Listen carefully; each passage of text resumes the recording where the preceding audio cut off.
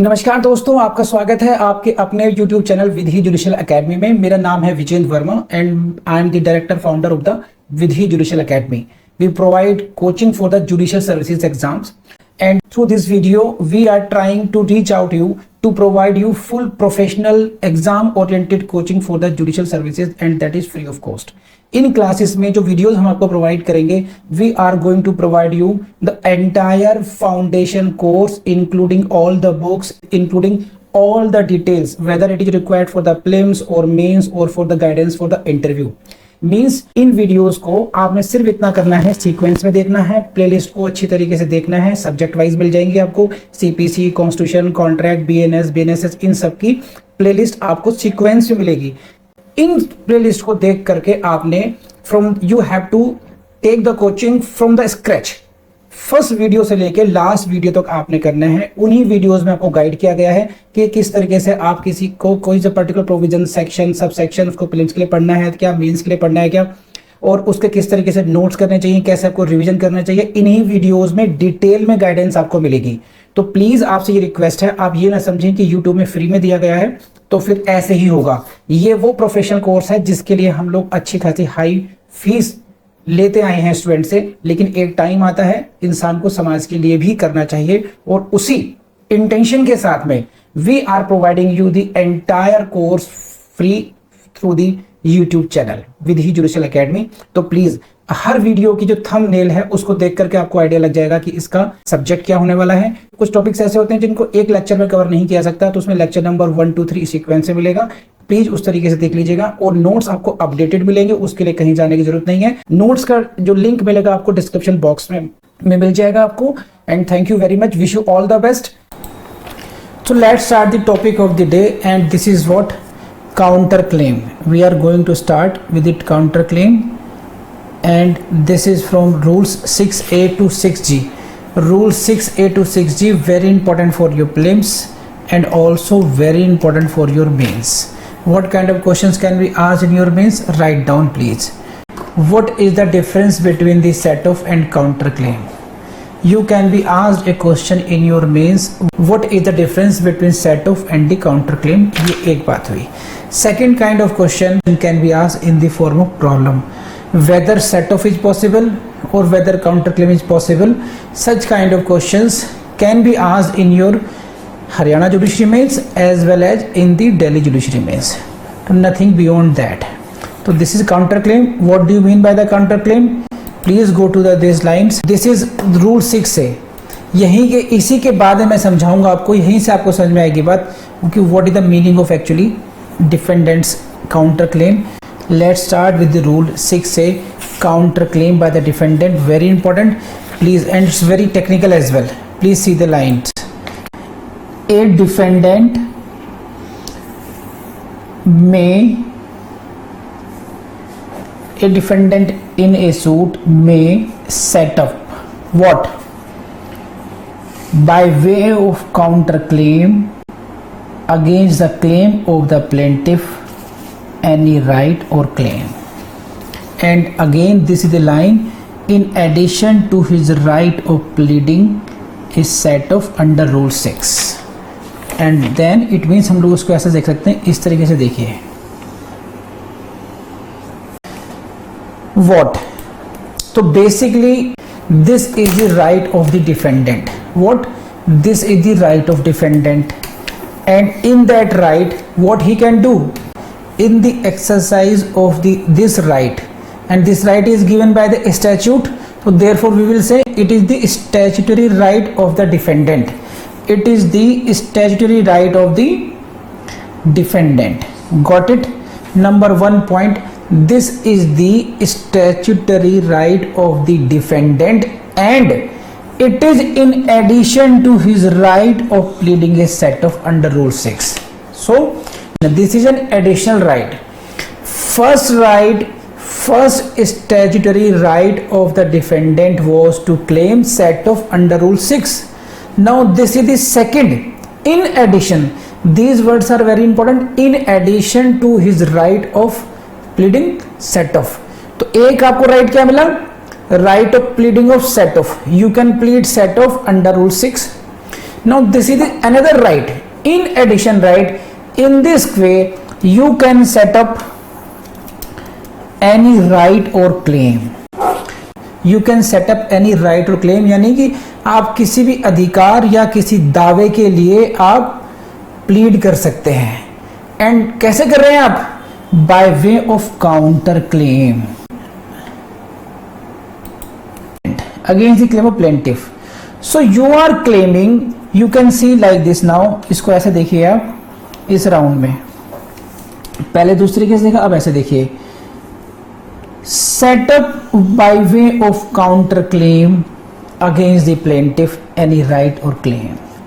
So when you are claiming counter claim, it means you are exercising your right which is in addition to the right of pleading set off, and by the exercise of that right you are setting is a right, you are claiming a right in your favor, you are claiming some claim in your favor, and that is by way of counter claim.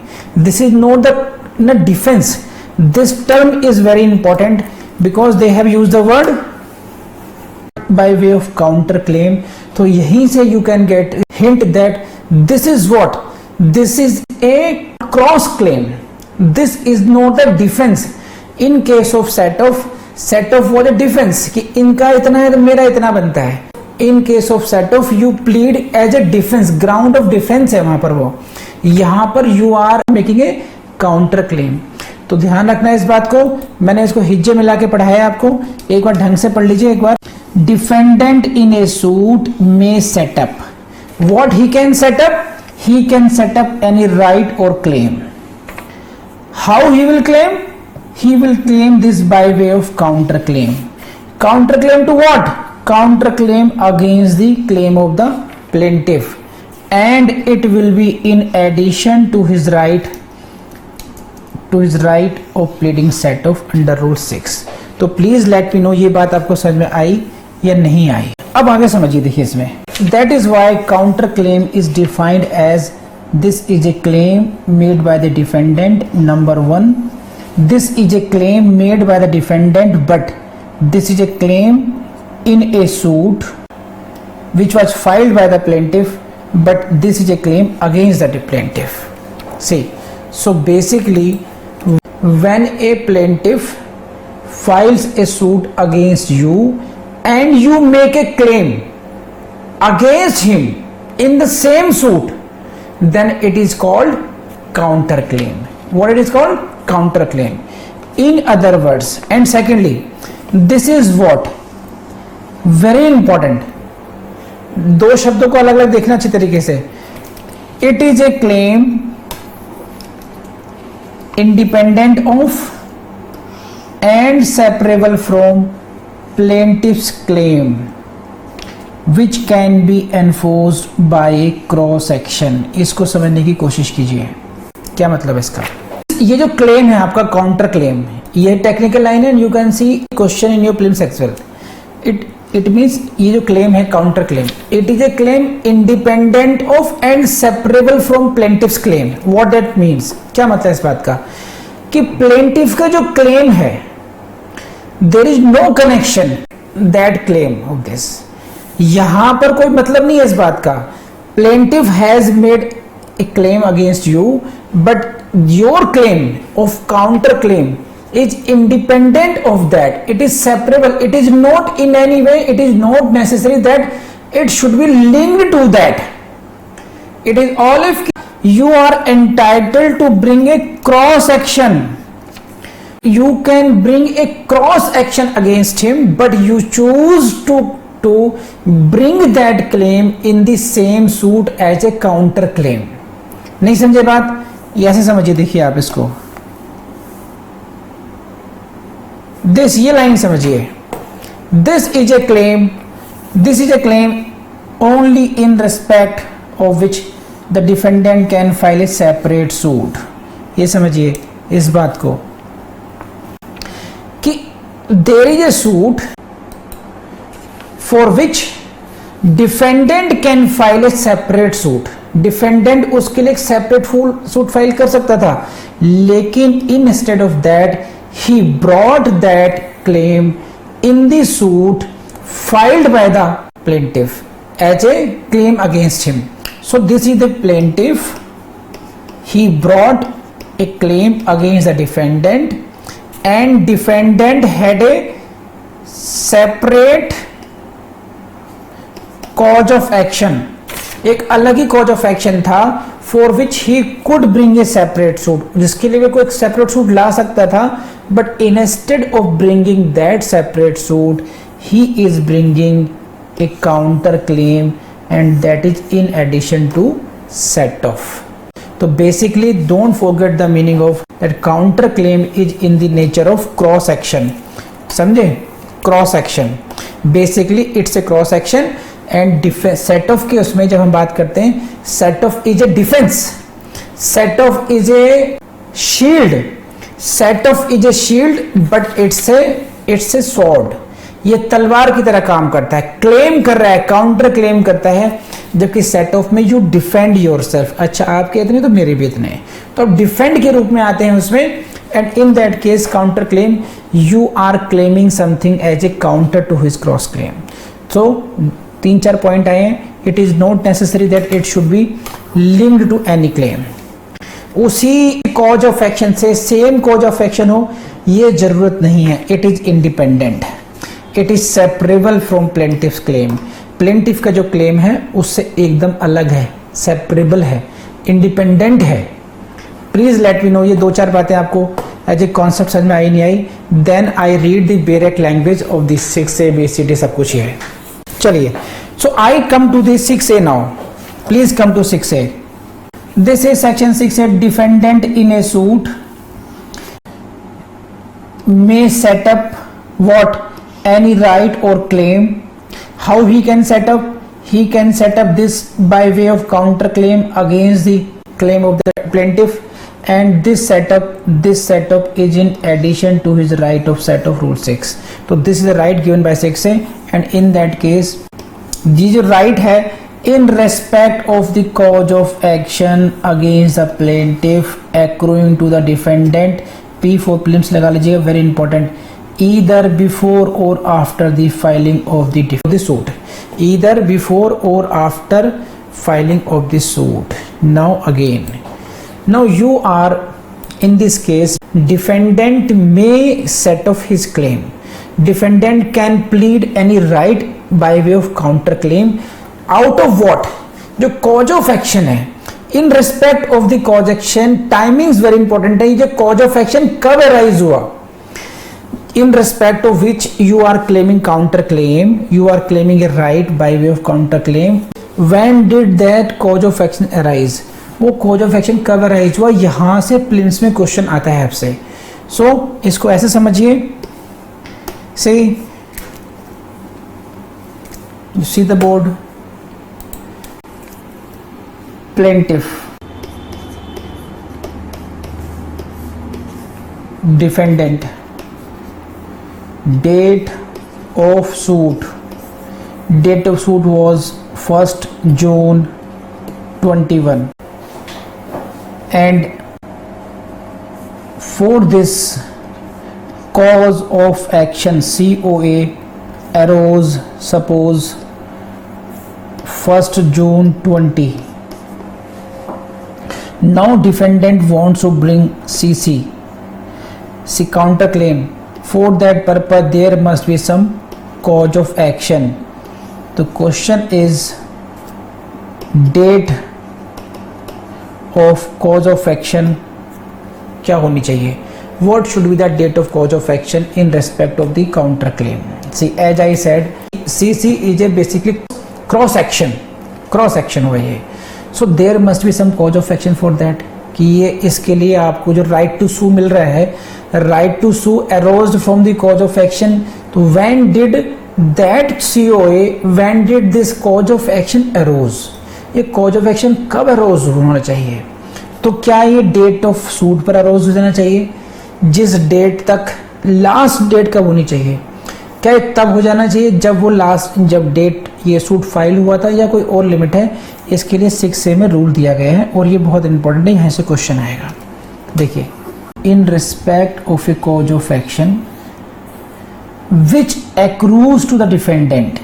This cause of action accrues to the defendant कब? It may either before the filing of the suit. 1 point.